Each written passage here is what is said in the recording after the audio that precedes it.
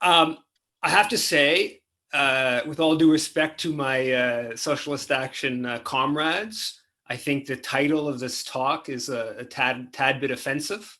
It's like asking, is Margaret Thatcher a socialist? Was Donald Trump a climate activist? Did Stephen Harper fight for Palestinian rights?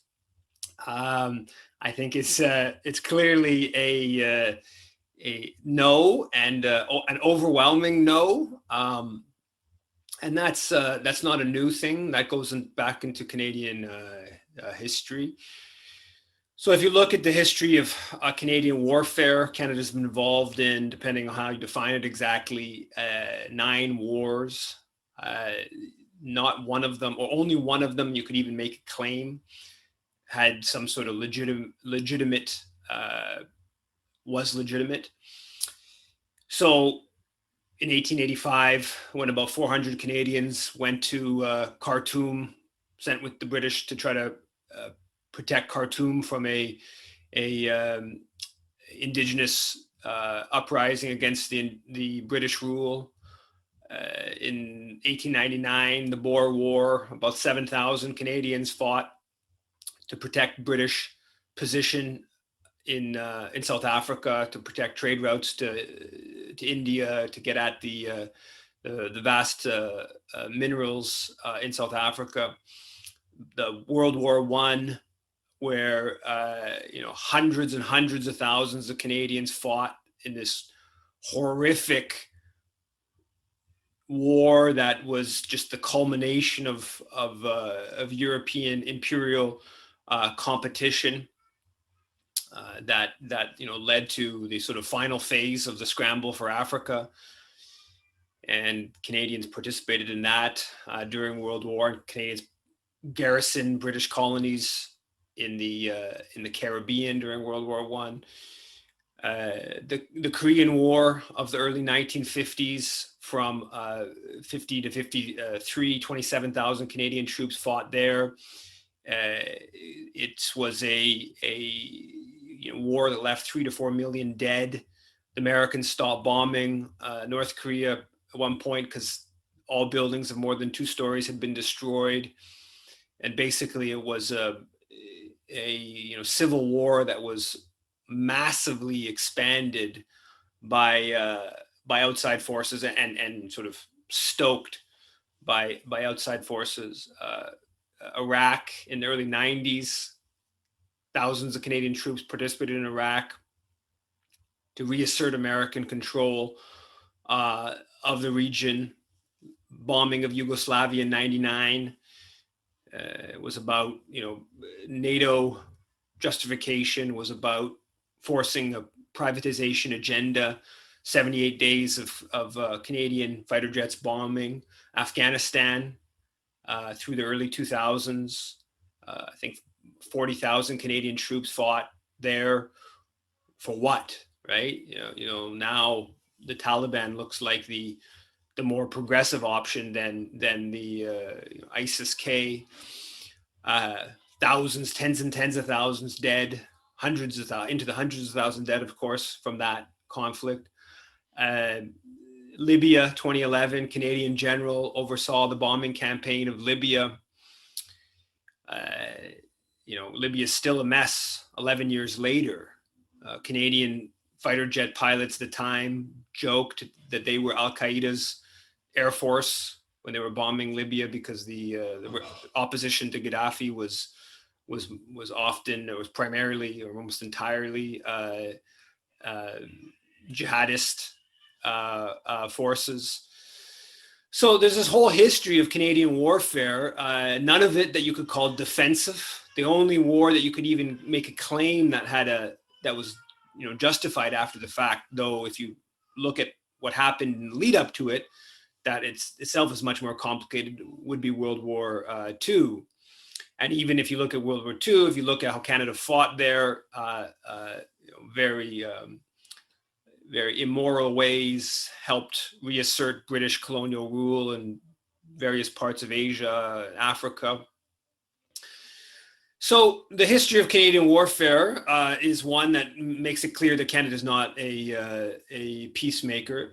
even when there've been peacekeeping missions, even that history is not what most people would understand when they hear the term peacekeeper or peacemaker. So in early 1960s, Canadian troops played a central role in the assassination of Patrice Lumumba in the Congo, the independence leader that believed in real decolonization, wanted to keep the Belgians wanted to keep control of the vast mineral resources in the east of the country, and Lumumba's decolonization included the people having benefiting from those resources.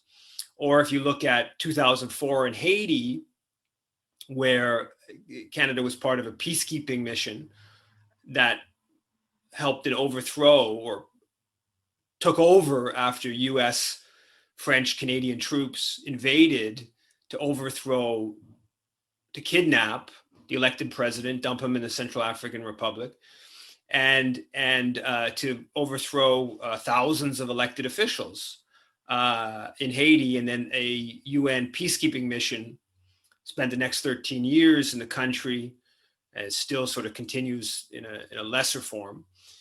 And that peacekeeping mission for 2 years propped up a coup government that killed thousands.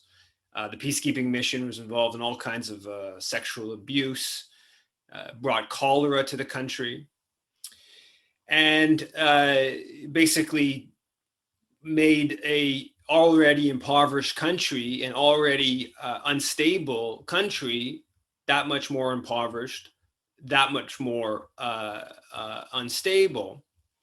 And the Haiti issue is important, is relevant to today, because we see the Canadian government right at the center of a foreign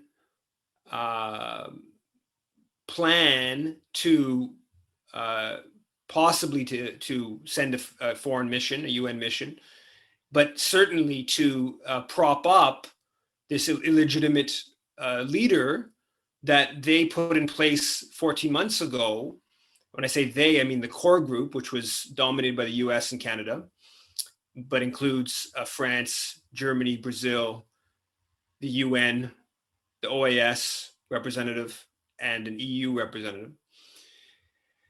And the core group actually appointed Ariel Henry through a tweet 14 months ago after Jovenel Moïse, the president, was assassinated in the middle of the night in his home.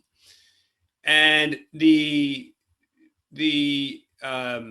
regime that's been in power the last 12 years, 11 years, the PHTK, that was Canadian and American officials that basically imposed Michel Martelly after the horrible earthquake of 2010. And Michel Martelly was a former Duvalier. He was part of the Tonton Macoute, the thugs of the Duvalier, 30-year Duvalier dictatorship. And they, of course, unsurprisingly looted the country. They stole hundreds and hundreds into the billions of dollars through the Petro-Caribe scandal. And the Canadian government, US government, have backed the PHTK throughout the total disintegration of institutions within the country, legal system, disintegration even of the police, incredible levels of corruption, violence, the regime, the PHTK, sponsoring many different gangs. Now the gang issue has totally spiraled out of control. And now the Canadian government is leading this plan to spend the last month. You have Trudeau organizing a meeting at the UN to discuss Haiti. Mélanie Joly, the foreign minister, hosting a meeting on Haiti at the Organization of American States meeting, a summit in Peru a week ago. UN Canadian Ambassador UN Bob Ray going down to Haiti, then to Dominican to discuss Haiti. And you have a Canadian government that's basically trying to coordinate a foreign intervention. Then you have their puppet, Ariel Henry, who was appointed through a tweet requesting a foreign military intervention, head of the OAS getting behind it, and then the head of the UN a couple of days ago getting behind it. And it's really the Canadian government that's right at the center of sponsoring this initiative. And they are exaggerating. There is a real problem with gangs. There's no doubt about it. There is a serious problem with insecurity and kidnapping and gang warfare in Port-au-Prince particularly, and a bit across the country. But they're completely, the media and the Canadian politicians completely ignoring the mass protests. For nearly 2 months, there's been this uprising. For multiple days within that period, the major centers all across the country, not just Port-au-Prince, all across the country, have been blockaded and shut down. Huge demonstrations, tons of police repression. Canadian police firing on demonstrators. You have this terrible image of where police are firing, and a reporter says, "Press, press." The police officer comes over to him, shoots him right in the stomach. This journalist in the stomach. It's all caught on video. Canadian government's funding, arming, training, diplomatically backing the police force. Never a word about the repression by the Haitian police force that we spent so much money on in the past 20 years or so. And so, in Haiti today, how it's perceived, this plan for a UN mission is a mission to protect Ariel Henry, a foreign mission to protect this completely illegitimate, foreign-imposed leader. There's no one that's elected in any of the positions within the country, and just being propped up by foreign forces. And they sidelined this Haitian initiative, known as the Montana Accords. So if you look at Canada's role in Haiti today, this is not about peace making. This is about imposing the will of Washington and Ottawa at the expense of the majority of the country, and to the benefit of a really tiny, hyper-regressive, mostly light-skinned Haitian oligarchy. And when you can contrast what's going on in Haiti and Canada's response to that and the media's response to that with Iran, it's absolutely startling. Bigger protests, been going on for longer, equal amount of repression in Haiti, and almost no attention. In Iran, huge amounts of front page, National Post today, front page, the Globe Mail a few weeks ago, not the CBC, the National, tons of reporting, incredible, sympathetic stories. And here you have the Canadian government in Iran pushing for maximum diplomatic pressure on Iran and hosting a summit in the coming days.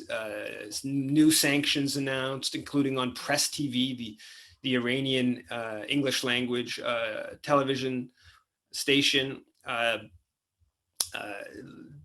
Iranian Islamic Revolutionary Guard Corps, people being banned. So it's really remarkable. You see the double standards within the Canadian political media structure when you contrast Haiti to Iran. And if you look at this whole business, we don't have diplomatic relations with Iran. We list Iran as a state sponsor of terrorism. We have sanctions against Iran. And the only next step really is full throttle campaign and regime change. And this is all being done under the guise of protecting women's rights. Well, look next door. We sent $5.9 billion in weaponry to the Saudi monarchy since 2018. $5.9 billion to this monarchy that's more repressive, particularly towards women.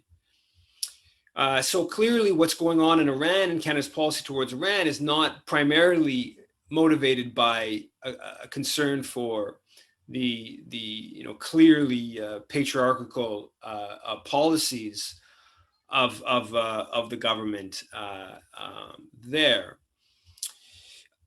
You also, in recent days, you have Canada's defense minister, Anand,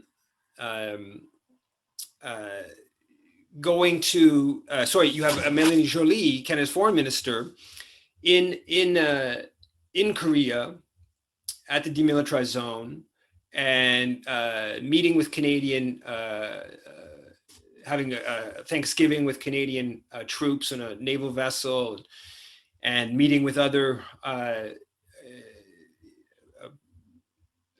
UN, or claim to be UN and not actually, but they're imposing UN Security Council sanctions on North Korea. And you have basically what the Canadian government, American governments, and others, the war never ended in Korea. There was just an arms truce agreement. And so it's been going on now for 70 years. And that's been part of how the Americans justified having, I think it's towards 30,000 troops stationed in South Korea. And there's a UN command structure in Japan, base in Japan. And the Canadian government constantly, through Operation Neon, has a naval vessel. They frame it as trying to enforce UN Security Council sanctions on North Korea, and there are Security Council sanctions on North Korea, but the UN hasn't created it. It's not a peacekeeping force. It's not the force is not under UN control, the Canadian naval vessel. And they basically use this as a justification for constantly having Canadian naval vessel patrol through the South China Sea and through the Strait of Taiwan, and in areas that are disputed between China and other regional actors, and is all part of, they're alongside the American vessels, sometimes Australian, sometimes Japanese, and it's all part of this growing conflict that more and more of the military and the important segments of the ruling elite in this country are playing out with China. And on Thursday, or maybe it's on Wednesday, the head of the Canadian military told the Defense Committee of the House of Commons, said, quote, "Russia and China are not just looking at regime survival, but regime expansion. They consider themselves to be at war with the West." So the head of the Canadian military is saying that Russia and China consider themselves to be at war with Canada, which is really another way of saying the head of the Canadian military considers Canada to be at war with Russia and China. And in the case of China, that may be a slight exaggeration. In the case of Russia, it's not. I mean, we have been involved in a 7-year proxy war with Russia through our training of the Ukrainian military that was at war with Russian-backed separatist forces in the Donbass. And that's just sort of constantly escalated. And of course, 7 months ago, Russia launched a full throttle invasion, which is illegal according to international law, very brutal. But it was a war that was to a large extent provoked by U.S., Canadian, British policy, and the Canadian government's response over these past 7 months just to constantly escalate, right? And so last 2 days, another announcement of $47 million more in Canadian weaponry to the Ukrainian military, more intelligence support. So this is a really under-discussed element of Canadian support. It's been all this communication security establishment and other intelligence involvement that Canada's had with this war. Of course, you have Canadian special forces on the ground. You have the Canadian government pushing former soldiers to go fight with the Ukrainians, and you also have Canada continuing to train Ukrainian forces both in the UK and in Poland, and just 2 days ago announced another 40 Canadian troops to Poland to train Ukrainian forces, in part to use Canadian weaponry. And at the same time, you have Melanie Joly 10 days ago or so, when she met with Secretary of State Blinken in Washington. She was asked about NATO membership for Ukraine, and she was unequivocal. We support fast tracking Ukrainian membership to NATO. And that would take a situation where Canada is at war with Russia in the Ukraine. That's my opinion. And it would take it to the point of basically formalizing that, where they would then probably trigger Article 5 and formally announce being at war with Russia. And what is already a horrible situation would very likely escalate even further to the possibility of nuclear Armageddon. But it's been the Canadian government position to push NATO expansion into Ukraine. They helped overthrow a government in 2014 that one of the things it did was it said it wouldn't join NATO, and it actually got explicitly said that the country would stay neutral. And they ousted that government, and immediately after, you have a pro-NATO kind of a policy, and that's been the Canadian government's been the central pusher of NATO expansion eastward since the early 1990s, since Jean Chrétien's government, despite the promises not to expand NATO 1 inch eastward. So if you take a look at the map, you see Canadian military is involved in about 24 international missions. Some of them they claim are peacekeeping affairs. Some of them, like in the West Bank, they're supposed to be about training Palestinian security forces, but it's really about training Palestinian security forces to oversee Israel's occupation of the West Bank. We can get into more detail on that if people want. But basically, even at this period where Canada's not formally at war anywhere, there's Canadian troops, there's Canadian naval vessels patrolling all around the world.